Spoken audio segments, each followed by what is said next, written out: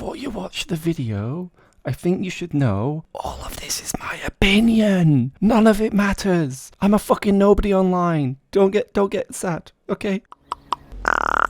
Hey folks, I'm Raven. As somebody that's played Overwatch since Tourbillon could throw ammo packs, and before Nana was a twinkle in Nerdhochzehn eye, I've seen my fair share of competition for the game. I mean, we've had games like Paladins that never were really true competition, through to TF2, which has stood the test of time, but has never been real competition. And I guess what I'm touching on here is, whilst I've seen competition in quotation marks, there's never been a game in my mind that could compete with the Goliath that is Blizzard's Overwatch. That being said, the core reason no game has ever been able to challenge Overwatch is they couldn't get you feeling the way Overwatch got you feeling. Both positively and negatively, we've all had those ranked games.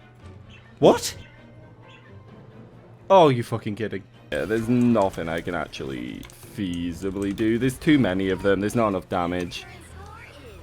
Oh, that was rough. But wherever you stand with Overwatch as a game, it's hard to deny it has had its share of rough times. The end of Overwatch 1 was a pretty dark time for Overwatch, up until maybe the last patch where they sort of fixed a lot of the issues. It wasn't great, but that being said, when Overwatch 1.3 Steps Back came out, I did find myself having genuine fun in the game again, in a way I hadn't for years. Sure, the store was and still is ridiculously priced. Sure, balance wasn't there, but it felt fresh and fun again. That being said, where's that left us 11, almost 12 seasons later? Well, we are one story mode down, and a rank system that was kind of improved, but also sort of just pushed back to the old version, with a new algorithm in the background that apparently works better, but it doesn't always feel better, but I guess none of that matters, right? Because what makes Overwatch special is that feeling, and that feeling comes from the heroes, which have always been fantastic, and my neighbor is sawing something whilst I'm trying to record audio. What makes Overwatch special is the feeling it gives you, and that feeling comes from the heroes, which have always been great, and they still are, right? The single biggest draw to Overwatch for someone like me, someone that's played in every rank from Silver to Masters, played in Quick Play to Open Queue,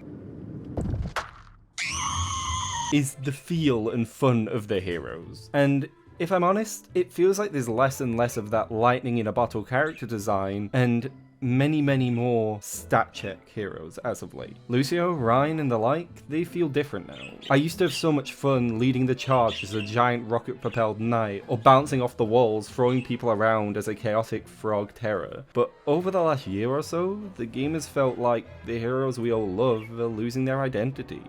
Lucio is a glorified speedbot. Ryan, good luck playing Ryan before this season.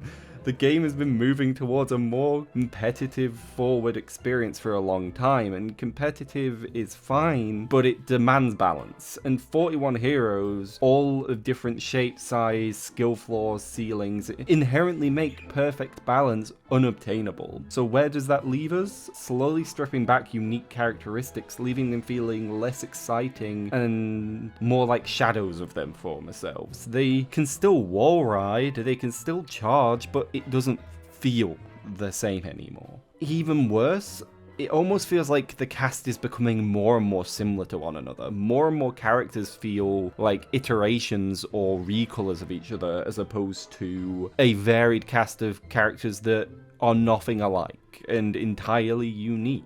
At this point, you're probably thinking, why does this ever so handsome Raven man play Overwatch if he doesn't enjoy it anymore? And honestly, I agree. I quit Overwatch. After about 7 years of playing it on and off, last season I decided it just wasn't the game for me anymore. But it did leave a hero shooter shaped hole in my heart, just as it has for many people, because hero shooters are fun. And that is where Marvel Rivals comes into the picture.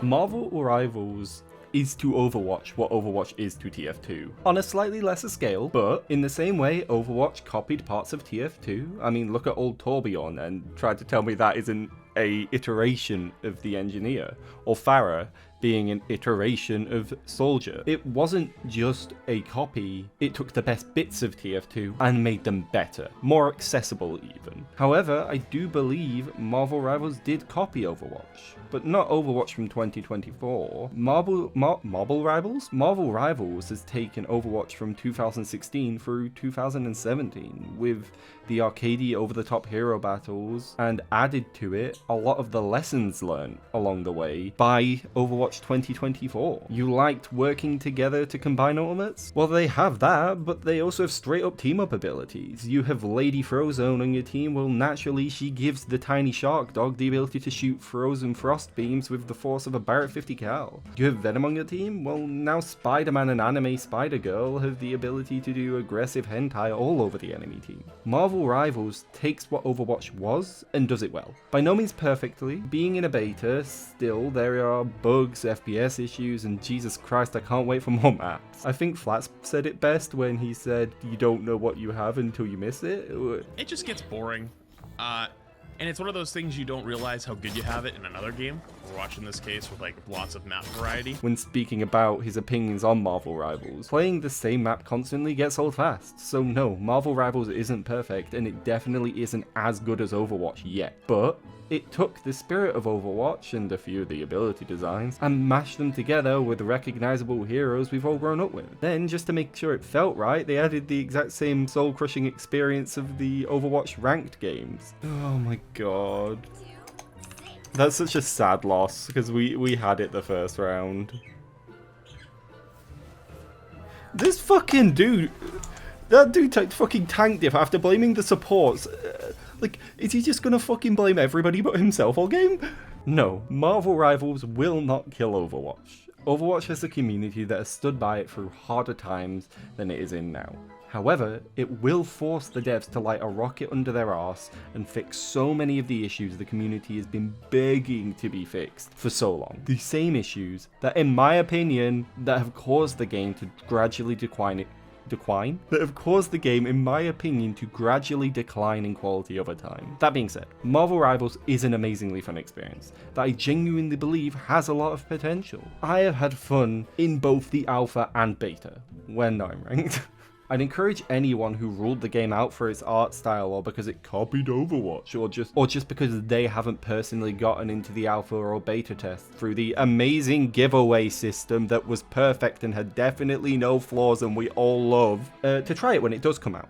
It's going to be free, so what's the worst that could happen? You might find a game that you enjoy, or when it is successful, because I believe it is going to be, it will be competition for Overwatch. A game that has desperately needed real competition for many years. And I fully believe that Marvel Rivals can be that. Not the Overwatch killer, competition.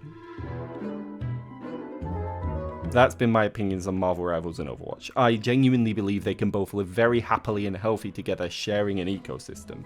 There is no world where there being a single version of a game is a good thing. League wouldn't be League without Dota to compete with it. COD and, well, Battlefield doesn't really exist in the same way anymore, but you know what I mean.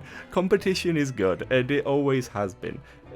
We live in a world where without competition, the only thing a company needs to watch is the bottom line. So ensuring that there is a game to compete with it can only be a good thing for those of you that do just want to play Overwatch. And for people like myself that have found a new hero shooter they genuinely love in Marvel Rivals, that's great too, because we have a new game to play. Everybody wins from this. There are no losers, apart from the people still playing Paladins. So, to the couple of you that are still here and have made it this far into the video, thank you for watching, and thank you for listening to my take. I know that my opinion is not necessary, I'm a little nobody on the internet, but I like to talk and share, so here it is. Thank you for watching, have a wonderful rest of your day, and I will see you next time.